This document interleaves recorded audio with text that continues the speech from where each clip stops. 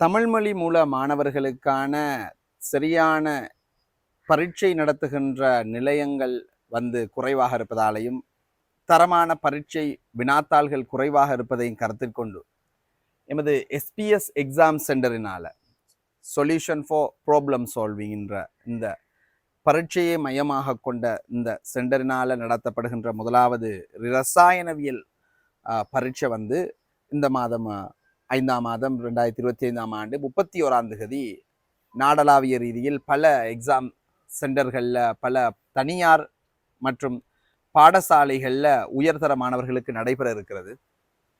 இப்போ அதில் எம்சிக்யூவில் இது மாதாந்த பரீட்சையாக திட்டமிடப்பட்டிருக்கிறது. 25 எம்சிக்யூ, 2 ஸ்ட்ரக்சர், 3 எஸ்ஏ கொண்டது. ஸ்கீம் வழங்கப்படும். இது தரமான ஆசிரியர் பெண்ணர்களை கொண்டு தொடர்ந்தேர்ச்சியாக தயாரிக்க திட்டமிடப்பட்டிருக்கிறது.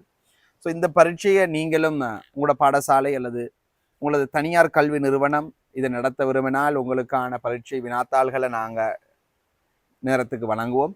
நீங்கள் நேரடியாக ஆன்லைன் மூலமாகவும் நீங்கள் இதை பங்கு பெற்ற விரும்பினால் நீங்கள் எங்களை இந்த நம்பருக்கு நீங்கள் தொடர்பு கொள்ளலாம். இந்த செவ்வாய்க்கிழமை காலையில் ஆன்லைன் நடைபெறும். அதற்கான டிஸ்கஷன் வியாழன் நடைபெறும். ஸ்கீமும் வழங்கப்படும்.